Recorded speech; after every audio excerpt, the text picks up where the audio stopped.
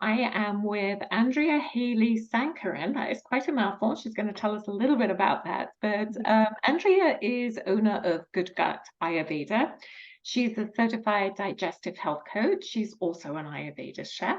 She has a master's in journalism. She regularly teaches about Ayurveda, about digestion, nutrition, gut health, which is so important. So, Andrea, I am thrilled that we could actually do this together today. And sort of connect with you. In fact, we are partnering together on several programs, which is absolutely phenomenal. We'll talk about those a little bit later. But first, tell us a little bit about you, Andrea, your background, and how did Ayurveda find you? Well, first of all, Carrie, thank you so much for having me. I'm thrilled to be here. I'm thrilled to have an opportunity to play in your sandbox, in your world. I'm so excited that we're partnering together. I think it's just going to be amazing. I love to cook. Cooking is my passion. And cooking found me in a very unusual way, because I didn't grow up cooking. In fact, my mom didn't enjoy cooking. And I think that that's an important part of my story, because I found myself in a deficit of nourishment in my early 20s. And, as it would happen, I decided to take a year off after a couple years of university. And I traveled to Central America, with a backpack on a shoestring budget, really experiencing how life is there for people, and experiencing the local people, the local culture, the local food. And one of the huge things I noticed was the lack of grocery stores, and the fact that everything we were eating basically came from the land in that area. It was locally grown, locally harvested, freshly cooked. And, we didn't have that same variety that we get in our massive grocery stores, but it didn't matter. We had fresh eggs and fresh cheese and tomatoes and, oranges and all kinds of fruits and fruit juices and bananas, and the homemade bread that was kind of sweet. And for me, it was very clear that the processed food I had consisted of peanut butter jars, cans or packages of cream-filled cookies. And I think that was about it. And to me, this was just mind-blowing, right? To never have experienced a culture like that and then suddenly be immersed in that. And I just observed it. I observed that, wow, And then the next thing I observed was the people. And that was almost more mind-blowing to me. The people were so genuine, so present, so authentic, so generous. And I am a highly sensitive person and an empath, although I didn't know it at the time. That was going, an important part of my story. But I was just, whoa, like this is almost too much to take in, the humanity of the people that I encountered.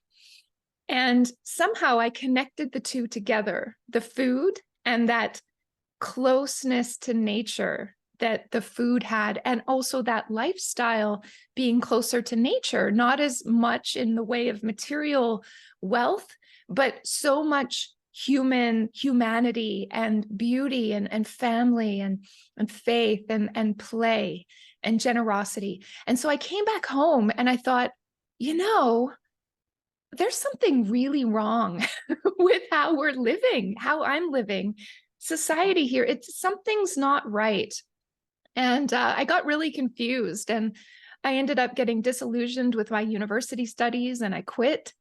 And I went into this deep inward looking space, trying to understand why I was so moved, why I was so concerned. And I became absorbed with sort of the lack of compassion in our society, the lack of all of these things that I had seen. And in that state, I walked into a bookstore one day and saw a book called The Life of Balance, A Life of Balance. And I picked it up and I opened the book and I saw these beautiful illustrations of women and men in India, like carrying food on their head and, shaking grains and all these gorgeous pictures. And I took it home and I started reading it. And it was a book on Ayurveda by Maya Tawari. And Maya is one of the, Mother Maya. She's a beautiful soul. And the way she writes about Ayurveda just captivated me. And in fact, her first story was about how she healed herself from cancer by embracing, by embracing the way of Ayurveda. And I was blown away because around that time of my life, my mind was opening a lot to the possibilities. And so I really connected with this, and I had a deep connection to nature. And so the idea of food connecting us to our consciousness and a way that we can connect to ourselves and to nature through the food really resonated with me. And so what did I do? It was then that I actually started cooking. I started experimenting with the recipes that were in the book, the simple recipes. And it was an experiential process for me. I soon noticed that I was feeling better. I was feeling more calm. I was feeling more peace. And then when I dug a little deeper, I realized that the cooking for myself was an expression of self-love. Yeah. And caring about where the food came from, the sourcing. I started to look for local farms and natural food stores and get better quality produce and food to work with, and grains and lentils. And I realized that that was a form of self-respect. I felt good about what I was doing, and I felt like what I was doing was right. This was a right way to live. And I think Ayurveda is very much about kind of right action and right living and making the choices that are right for us and that accord with our conscience. And so I felt like I had found a way that really accorded with my conscience, and that became compelling in the sense that I could find the motivation and energy to cook and to do these things on a daily basis, something that I think a lot of people today are really missing. And I think it's because they're missing that connection to the food and to its purpose and its inner meaning and how it's really impacting mind, body, and spirit. Because my stress, my anxiety, it went away. And, and it's not like I cook all the time, Carrie. I'm not like all day in the kitchen. Like, cooking. That's the common philosophy, that those of us who have an Ayurveda life spend all day cooking. And it saddens me a lot, Andrea, and you must see this when I have a client who turns around and says, oh, I hate cooking. I don't want to cook, or I live by myself, so I don't cook. And you're right. It's such an act of self-care that it's the first act of self-care, really. And it's wonderful when somebody then starts finding the joy in the kitchen. I had a client one time who said to me, Kerry, I want to find joy in the kitchen. It's like, oh my God, how am I going to make that happen? But she did. By the end of the year, she did find a lot of joy. That's beautiful. And that's what I do. Actually, some people call one of my names is the Joyful Chef, because I love that. I have so much joy in the kitchen. It does rub off on people, right? And I help them to make that connection through the senses. As you're cooking, you're noticing the scents and the smells and the beauty of the food, and you're experimenting and trying new things, and you're increasing your skill set and your confidence, so things get a little easier. And it works. Actually, Carrie, that is it possible to convey that joy to someone else was one of the biggest questions I had when I started teaching Ayurveda. Like, is it possible? And you've just confirmed that it's possible. And I know that it's possible. Well, so much so, that you actually set up Good Gut Ayurveda. What did you feel was missing? And it may be that joy that you're talking about that encouraged you to set up this program. All right. So as you said in the intro, I So my life can be broken into two parts. I spent 10 years cooking professionally in kitchens. So at some point after the beginning of my story, I had this epiphany one night over a pot of bubbling lentils as I was trying to understand what to do with my life. And the words came, "You can cook."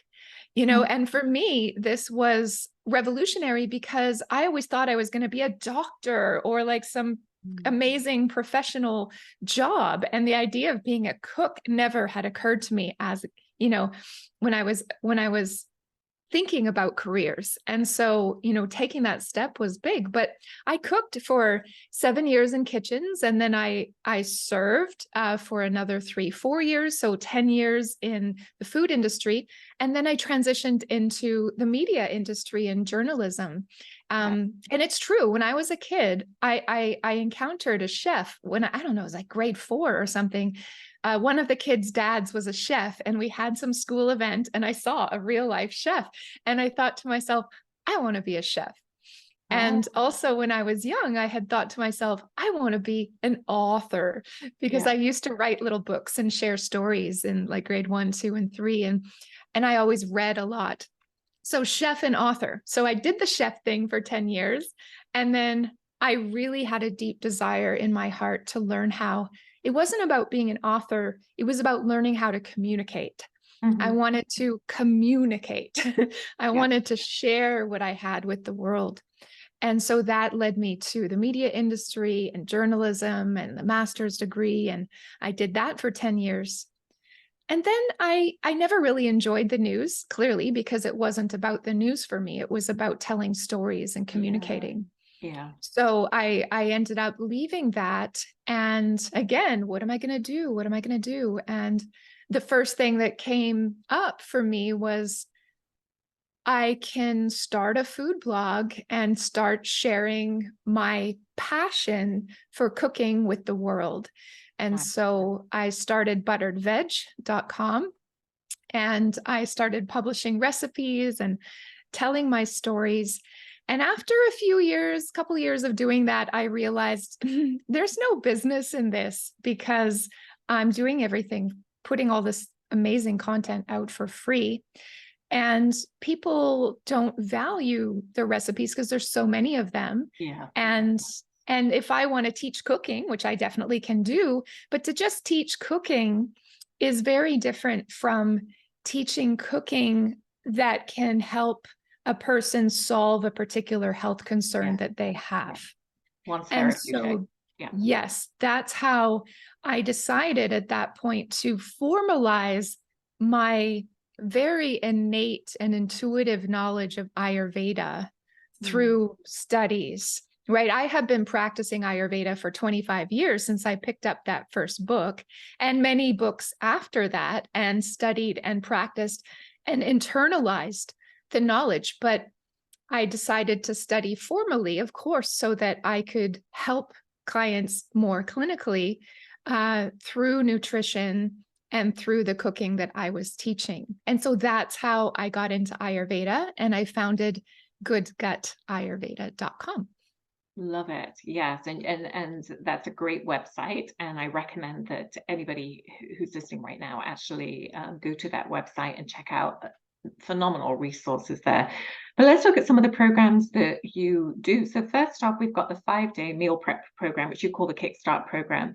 And Andrea has been absolutely phenomenal. She has gifted that to all our clients. So tell us a little bit about that program and what it is. Absolutely. So we're actually going to be running the Food Prep Kickstarter live starting on September the 28th. Is that right? Yeah, September the 28th of this year. And it's going to be 5 days. So every day people will receive a video. And the first video helps. It's called Can-Do Attitude, because one of the biggest things that I find people struggle with when it comes to cooking is understanding how to prioritize cooking in their lives, right? And why that, I feel like that's the first step, right? If you can make cooking a priority, then you can get it done, because we do what we prioritize. So that's the first one. And then after that, I help you get organized. So I have a beautiful video where I take people into my kitchen and I show them tips and tricks for getting organized and set up in the kitchen. Yeah. And I think that's very daunting for a lot of people. They look at their pantry and it's like, I think I'm supposed to throw everything away that's processed because this must be a diet, because people have that diet mentality. And I don't know what to replace it with. So people just end up being overwhelmed and just don't know what to do. So I love that you do that. Yeah. And then I address the anatomy of a prep session. So the anatomy of a prep Oh, session. If we're going to do a prep session, that's another thing, right? What do I do? What yeah. does that actually look like? And so I propose a framework for your prep session that will allow you not just to have food today, but food the next day and the next day, and maybe even next week. And I'm different from other people who teach prep because, Carrie, you know that in Ayurveda, leftovers are an issue, right? Yeah. We don't necessarily love leftovers in Ayurveda because they gather toxins and the food loses its vitality over time. And Yeah. so this is very much an Ayurvedic approach to food prep, Mhm. and also a very open and compassionate approach, I think, because I certainly do not tell people you can't have leftovers. In fact, I love leftovers and I use them smartly and efficiently. And so that's what I teach, right? So the Yeah. anatomy of a prep session is going to help you to cook one beautiful dish that day. And it's also going to help you to prep maybe a condiment like a salad dressing or a sauce that's going to provide the base for your meal on day 2 or day Nice. 3. And Great. also get you, prepping some vegetables, maybe a vegetable mixture, in a container that's already chopped up, or maybe you clean up some vegetables so they're ready, right? Or you get your salad bowl ready. Not everything chopped, but in the way that I do it, I've got the lettuce in the bottom and then it's covered up with a wet cloth. And then on top, you've got your different salad elements so that when you pull out your salad bowl, you can actually make a beautiful salad in like 5 minutes. Okay. So Sounds you good. get yourself set up so that you have fresh food and leftovers over the next few days. And then it's a matter of how many prep sessions you want to do in your week. And so we move from taking, like, not knowing what to do to knowing what to do. And then along the way, I'm giving you strategies, tools, and templates to get it done. There's recipe books in there, which are all of my, Yeah. they are wonderful special recipes. So now they have meaning because you can then get them into your prep templates and do your planning. And I teach you a process and show you how to do that. So Oh, that get you sounds set up. phenomenal. Yeah, that sounds Yeah. absolutely phenomenal, which is why we wanted to do it for our clients, because that is Yeah. the biggest problem. Where do I start? So there has to be that basis. And I love how you do it in a very simple way and a very compassionate way, as you said, of it's Yeah. okay that you don't know. We're not brought up to know. We're not brought up with parents that cook anymore. We're brought up more in a sort of quick society. So we don't have those skills. We don't know how to look at things and say, okay, I'm going to prep through the week. Or, we're worried that we're going to waste food. I mean, I do. I waste a lot of food because I don't always prep correctly. So I'm going to be taking that course too, by the way. And Awesome. then you have a follow-on course for that, because that's great. That's the prep. And then people turn around and say, all right, so what can I do now? And you have your Happy Eater program. I love that name. So Yeah. that's a 6-week course, isn't it? So tell us a little bit about that. What inspired you to do that? What does that give people? Yeah. Well, the promise of Happy Eater is how to eat healthier without feeling deprived. Yeah. And it's really teaching the Ayurvedic approach to cooking. So when you take this course, you get a really solid understanding of what it means to cook and eat Ayurvedically. And so we start off with connecting the food to how we feel. In Ayurveda, everything is about energetics. Yeah. And the energetics are there and at play, whether we're aware of them or not. Mm-hmm. Yeah. But if we want to be successful with an Ayurvedic lifestyle, then it's important to learn the skill of connecting to the energetics. And so, And when you say energetic, so let's break that down a little bit, because sure. energetics can seem a little woohoo to some people. What does that mean when you say energetics? Because it's actually quite practical, isn't it? It is. So in Ayurveda, there are 20 qualities that we use to describe pretty much everything, right? And so if we take a food, we can describe it in terms of qualities. Like take almond milk, for example. Almond milk is smooth, right? Mm-hmm. It's oily. Sure. It's liquid. Yeah. It's soft. Mm-hmm. And because it's oily, it might feel a little bit heavy in the body, Yeah. particularly if you consume too much of it, you might push yourself into even more heaviness, but generally it's heavy. Compare that to something like cabbage, right? Mm-hmm. Cabbage is light Mm-hmm. and it's hard and it's crunchy and it's kind of drying because it's got an astringent quality and it's bitter too. And so that's light and clear and subtle, right? It's very different from an almond. Yeah.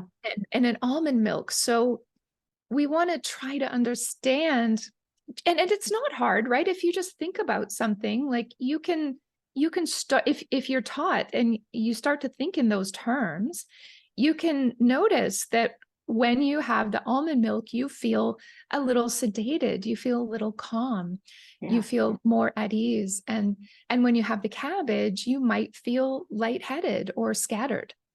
Yeah. And so I teach a framework for understanding food. And yes, there are some charts. And the charts are tools. I want people to understand that I never intend people to be consulting charts. And I know Ayurveda does have a lot of charts. It's not about that. It's about tuning in to how that food makes you feel. And then you gain an intuitive sense. I have to tell, just to interrupt a little bit, I have to tell Please. the story. When I first started my Ayurveda training, I was at Kripalu, and I remember going there with my pitta, sort of, okay, what's my dosha? What do I need to eat for my dosha? And they wouldn't tell me. They wouldn't let me know. And we went to the dining hall, and it's like, well, what am I supposed to eat then? And they said, whatever you want. It's like, I feel gypped. I'm doing this program. How can you tell me whatever I want, whatever your body needs? It's like, well, it needs everything here. Those flapjacks look good. Those brownies look really good. Good And they're story. like, if that's what you want, eat that. And it took me a while to understand, okay, I have to go with what feels right, what feels like it's nourishing for me. Yes. Very, very hard to teach that in our day, where we want charts and graphs and how many calories and fat grams and everything is measured. So it's really hard to just look at food and say, hey, if you want that dessert, go for it. Yeah, it's probably grounding. It's probably exactly what your body needs right now. So Exactly. you just reminded me of that story when you were talking about that. That's exactly it, right? Like people will ask the question, like, I'm having oatmeal every morning for breakfast. Should I do that? Is that good for me? Right? And the answer would be, well, how does that make you feel? Yeah. Because for some people that's exactly the thing to do. And for some people it might be just the opposite. So yes, people, need to be aware that when we're doing anything every day, and when we're doing anything because we read that it was the right thing to do, right? That's where this knowledge comes in, where you're now empowered to go, well, I read that was good for me. And then you try it. And then the question is, can you confirm that that is in fact good for you, right? Does it make you feel good? Do more of it. Does it not make you feel good? Do less of it. It's that simple. And so it's just bringing awareness to this. That's step one. That's week one. That sounds great, and that sounds like a phenomenal program, which we will also be offering. And again, you can look at Andrea's website for that, but we'll also be promoting that as well. tell us about the summit that's coming up. I am part of that, just to let everybody know, so that's phenomenal. But tell us a little bit about this summit that looks to be a lot of fun. There's so much going on in our worlds, isn't there? So much for people to experience and participate in. So the summit is free for attendees, and there's going to be 18 expert speakers, including yourself. And yes, and what's your topic, Carrie? What are you going to be talking about? Aging is inevitable. How you age is not. Amazing. Amazing. I love your perspective on aging. It's so positive and empowering. Yeah. So that comes back to diet. It comes back to all those things. It's not just about, what does my skin look like today? It is about, well, what are you eating? What's your lifestyle like? All this plays a part in health and aging. And we don't have to age in the way that we fear. We can age well. And that is the essence of Ayurveda. The science of life, or the science of longevity. It's so true. It always comes back to, what we eat, and actually, more importantly, how we eat in Ayurveda is in fact more important. I think this is a great point, right? Again, not to get caught up in the charts and the this and the that, but in Happy Eater, people learn so much about the how, like as we go through breakfast, we go through the morning routine. And as we talk about lunch and lunch solutions, we talk about our daily routine. And as we talk about supper, we talk about our evening routine, because these things are intricately connected. So it's about getting set up for your day.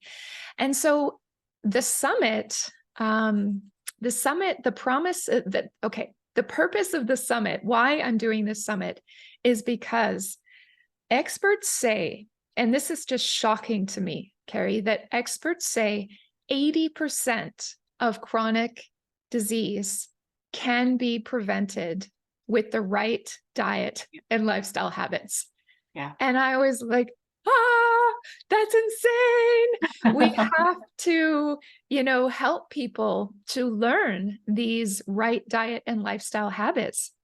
And of course, that is very much Ayurveda's wheelhouse. That's where we operate. And so this is a summit featuring a number of amazing Ayurveda experts, but also experts from other fields. And so there'll be a number of different perspectives. And we'll talk about diet and nutrition and, maybe relationships and movement and fitness. So different topics. And each day will be 6 speakers, nice and short, 11 to 4. It's going to be live. So we're going to, once you sign up, make sure you get it on your calendar and come and join us and learn all the amazing knowledge. And if you love a speaker, they're going to be giving away a free gift at the end. So that's the way you connect with the speaker into, moving forward. And also when people attend live, they can ask questions live. So there's going to be audience interaction, which is going to be great too. And when is that again, Andrea? It's October 11th to the 13th. Terrific. Yeah. So that's happening before Happy Eater. So it would be like, we're going to do the food prep, then we're going to do the summit, and then we're going to do Happy Eater. So if people are thinking about, I want to do all 3, just think about it in terms of fitting that into your life as you move into your fall season. Yeah, and I'll give information out to all that as well, so that people can sort of connect on that or sign up for those. Awesome. So we've talked about doing some cooking promos together, which we will get into down the road. And you come into the Ayurveda Sanctuary with us, so Chef Andrea has agreed to do that. So hopefully we'll connect that, so you can do some cooking expos there. But I want people to get an understanding of who you are outside of sort of your professional persona, if you like, because that's only part of who you are. That's not everybody. That's not all of who you are. Yeah. So I guess what I really want to ask, and I sort of have some questions here, is you're not American, are you? Where did you grow up? You're from a different country like me. That's right. Yeah, I'm Canadian, and I'm curious to know who might have noticed that I'm Canadian. My accent is a little unusual, perhaps, but I grew up in Calgary, Alberta, and I grew up in a home overlooking the Bow River. Could see the Rocky Mountains in the Oh, distance. beautiful. The land is so flat there, and the skies are huge. And I just love the flatland skies and how big the clouds are and how blue the skies are and how much sunshine there is, even though we are pretty far north, and it's definitely a colder climate than where I am now, which is actually in New York. I'm just north of New York City, where I live currently. So big change. I was going to say that's quite a culture change. And going Yeah. back to sort of you growing up, we'll get into sort of where you are now and what you're doing now. But you obviously went to school in Canada. What was your vocation? I mean, what did you want to be when you grew up? Well, I think I alluded to that earlier, and I was really serious. I wanted to be a chef and an author. I was very clear on that, strangely. And, later reflected on life, like, wait a sec, I actually did that. Isn't it lovely when you actually achieve what you think you want to do?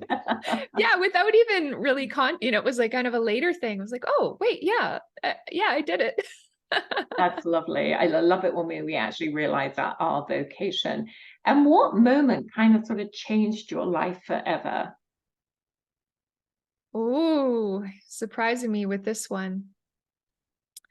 Well, when I moved to New York, I did so to pursue my writing dream, to work for a newspaper, because I was managing a local edition of the newspaper in Canada.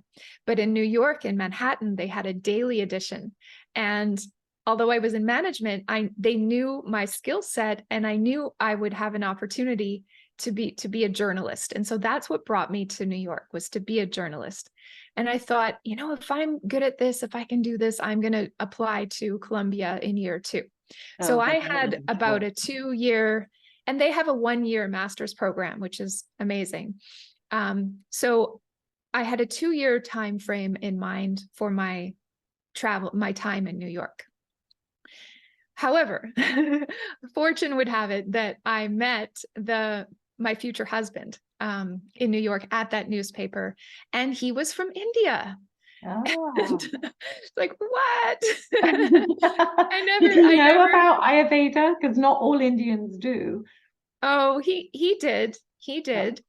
And I never expected that, like I wasn't somebody who even was pining, even though I was into Ayurveda, I wasn't thinking, oh, I want to go to India. I want to visit India. I Yeah. want to travel India. I never had. So this was just fate, and meeting him. And then he took me to India the first time. And I have to say that did play a significant role in fueling my passion and reinvigorating my passion for cooking, because seeing how the food culture is in India, it was reminiscent of what I saw when I was in Central America so Oh, many years before. It brought it back, that more elemental, close connection to food. yeah. Yeah. Nice. And you're pretty busy right now. You're living just outside of New York City. You've got your podcast, you've got your blog, you've got your programs, you're traveling, you're doing a lot. You've partnered with me, you're doing all kinds of other things too. So how do you balance life and work? Because it's not easy. I love this question. I balance it by prioritizing my food. Honestly, like this morning we had this meeting. In my mind, I was very clear that I was going to get up and I was going to, drink my warm water, and I was going to take my bath, and I was going to take my time to get dressed and put on my bit of makeup, and that I was going to make sure that I had time for a good hot breakfast, and that I was going to, take some breaths after that. And I was going to prepare myself. So I prioritize my meals being warm and cooked and healthy. And I prioritize, I could say, maybe the time around it, right? Because a rushed meal doesn't feel good to me. Yeah. And so I take a little rest after I eat and add a little bit of space in between things.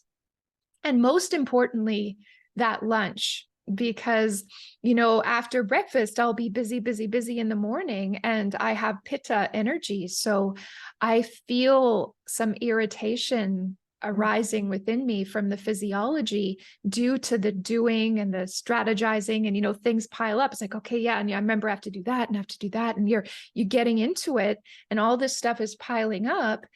But then when I stop and start my lunch preparation, it is a stop. And I allow myself that transition. Okay, now I'm preparing lunch, and then I'm going to eat my lunch, and then I'm going to take some rest afterwards. And maybe I'll go out into the garden or something. And then when I feel ready, I'm going to come back to work. So it's periods of rest. And because the rest is there, when I'm working, I'm able to be very focused, very efficient, and very productive. And so that to me is my foundation. I love that. One of the hardest lessons, I think, to learn is that rest actually equals more productivity. Yeah. And so many clients come to me frenetic, they zoom through their day, they're absolutely fatigued. And when I say, but you have to take some rest, but I don't have time to take rest. So if you're in your world where you're saying, I don't have time to take 20 minutes for me, you probably need a couple of hours for you if you're that, frantic. And I love it when we sort of teach our clients that, take 10 minutes here just after lunch, go out in the garden, commune with nature. And then when you come back, you feel just in a totally different place, just so much more energized, refreshed, so much more productive. Yeah. So it's a hard one to teach in our world, though. It is, but it's important also for people to realize that, I learned this recently, actually. It's kind of energy tracker idea, with a red light, a yellow light. No, green light, yellow light, red light, right? Green light is like, I'm feeling good. I'm feeling like I can take on the world. I'm in my zone. Yeah. And then yellow light is when something goes a little bit off, something didn't go right, and there's some irritation, or there's some worry, or there's some concern around what you're doing. Now, if you find yourself in that place, your energy is lagged. If you take a break at that point to refresh, you will quickly come back to green. Okay. But if you keep going in that yellow state, it deteriorates and deteriorates. And then you find yourself in the red, where you're frozen and sick, maybe, maybe you're laid out suddenly. It's going to take days and much, much longer to recover. So it's just another way of saying what you said, is the importance of breaks and how that in fact enhances productivity. And the other thing is emotions, right? We get very emotional in those states, and emotions hold us back. That was a big problem for me when I first started my business. I had a lot of strong emotions, and they really held me back, just processing the emotions. So time is what's needed to process our lives, right? Digesting our lives. That's another Ayurvedic concept. Yeah. Yeah. I often think that my sole purpose is to just help people slow down. I love that. Yeah. Well, I mean, so much good comes out of just slowing down, just allowing to just think. So let's look, what does your morning routine look like? I mean, practically, what do you do? You get up and do what? Okay, so I'm not the best practitioner of what I teach, but here we go. I get up a little bit on the late side, like maybe around 8 o'clock. Yeah. That's later than what I would say for my clients this time of year. That's, Yeah. yep, that's later than what we teach. So because of that, I get up with a little bit of heavy. It's not terrible, but that's the reason, the cause, because I am a very light and subtle person, and I'm still a little imbalanced by, I still want more of the heavy things to balance me out. I haven't fully learned the art of balancing my subtlety in a better way. And so I think that's why I'm attracted to this. So I have a little bit of heaviness in the morning. I come down the stairs, I get my warm water. Yeah. And then and while I'm getting my water, I'm running a bath. So I have a bath every morning. Lovely. So that helps to soothe my subtle nature, and also gives me peace in the morning, and relaxation to start the day. Isn't that weird? Like it's a little bit No, weird, it's but really it good. works for me. Yeah. You know, it's just Yeah. like, oh, and then it helps to move my mind. I think it helps my mind to feel more safe and secure. And then I brush my teeth, and I scrape my tongue. Actually, that happens before I go downstairs. Sorry, I Yeah. forgot about that. Yeah. To get the water. So then I have my bath, and then I take my time to get dressed, and I put, oil on my skin if it's needed. I make sure I hydrate really well. In fact, my husband felt my arm this morning. He's like, "Oh, oily." And I said, "Yeah, that's why I'm nice and soft and lovely, and you're like dry and scaly because you don't do it." So that's really grounding as well. And put on my little bit of makeup and do my hair and get dressed. Even though I work from home, it's important to me that I look good for myself, whether I have a public appearance or not. Yes. Yeah. It's Yeah. easy to just put on the yoga pants and not do anything. Yes. Yeah. I put on my jewelry because I love jewelry, and I have a lot of it. So you can see my Oh, it's beautiful gorgeous. Indian Yeah. jewelry. That's Oh, one of the gifts beautiful. of marrying into the Indian culture. It's given so much beautiful Oh, jewelry. it's lovely. Yes. Yeah. Yeah. Yeah. And then and then I drink coffee. I have a cup of coffee with I do milk. every morning too. Yeah. Yeah. There's And nothing in Ayurveda that says you can't have coffee. Yeah. I have a lot of clients who say, I've got to give up alcohol, I've got to give up coffee, I've got to give up bread, I've got to give up meat. It's like, yeah. no. I love, you know what, Carrie, I love busting the myths because Yeah. some people do get really, strict in their thinking. So I love saying, yeah, I love plain potato chips. And, Mhm. I love these things, and we can enjoy these things. So I have the coffee and the breakfast because it is important to eat when you're having the Yeah. coffee. And I do use whole unhomogenized milk Good. in my coffee. And sometimes I'll put a little ghee because that really does make a difference in terms of the drying effect and the effect on the nervous system. Yeah.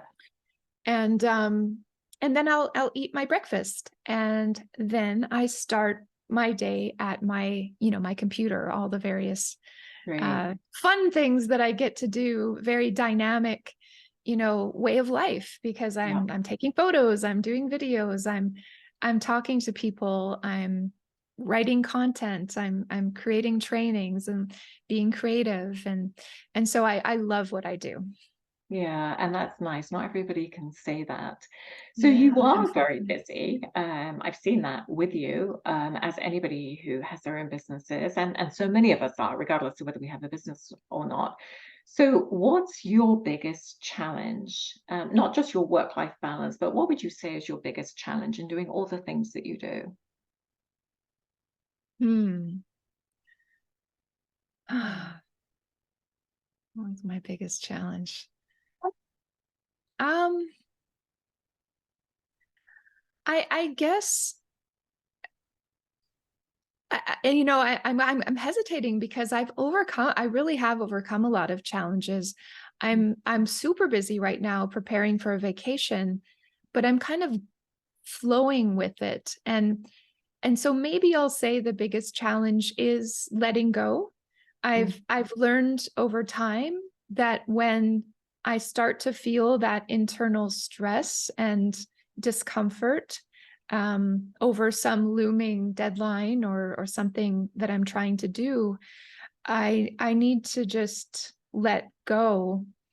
And what replaces that, what's really helped me is actually a belief that I can do it. So instead of the worry and concern over the thing, replacing it with, you'll be fine. You're gonna do great, right? You're gonna rise to the occasion. And then that just calms me down and allows me to, get done whatever I need to get done. So I think the biggest challenge is the pitta. Yeah. It's the pitta irritation that you feel in your solar plexus when it's imbalanced, and watching that and continuously kind of letting go and trusting that it's all going to be okay. And then also rescheduling if needed, right? Managing that energy, managing those commitments, and being a little more strategic and thinking about how you're doing things, and not just saying yes to everything, Yeah. and not doing things because other people want you to do them. Being in integrity with your commitments, but at the same time realizing that integrity with yourself is the most important thing, and working that out in with the people around you. That was a long Not always answer. easy to do. I remember one time I was sick and I'd been out to Cambodia on a medical mission trip and came back and I'd got dengue fever and I was pretty sick, Wow. but feeling that I had to still talk with my clients. And I remember going to my Ayurveda practitioner and she turned around to me and she said, cancel. I said, I can't cancel. God, the whole world, the sky will fall in if I cancel things. And she goes, people will understand.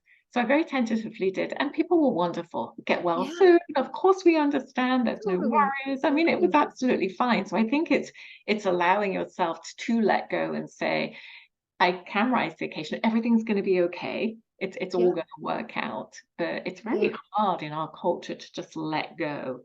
We actually it really reward is. this striving and plans, and we have to have this done by such and such a time, and that Right. we're on the 5-year plan for this and the 10-year plan for that, and we're going to retire here with X number of dollars.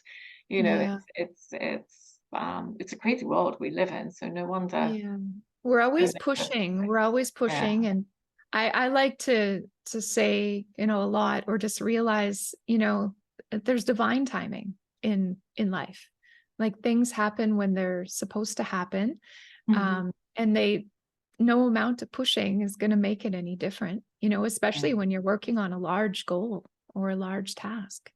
That's You a have to wonderful. allow. Yeah, I love that attitude. So, Andrea, how do people find you? I mean, I will put links down as well, but I mean, where's the best place to get a hold of you? Yeah, well, I guess goodgutayurveda.com would be great. And if they want to keep in touch, there's a newsletter on the homepage where they can get a few recipes for Lovely. gut health, and that'll get you on my mailing list, and get you the information about the upcoming food prep challenge and the summit and all that stuff, because I'll definitely be letting you know when those things are happening. That's terrific. Andrea, as always, I love spending time with you. It is a gift. You bring that sort of calm sereneness with you, even though you have a lot of that in you too. So you manage your energy very, very well. And it's always such a delight just spending time with you. I can't wait till we actually meet face to face rather than always on Zoom. Oh Um, my gosh. Yeah, but we don't live that far away. I can't we wait should till we make the meet too. effort for Yeah. sure. Absolutely. So I will put all the information so everybody has it. And I look forward to working with you soon a little bit more. Me as well. Thank you so much, Carrie.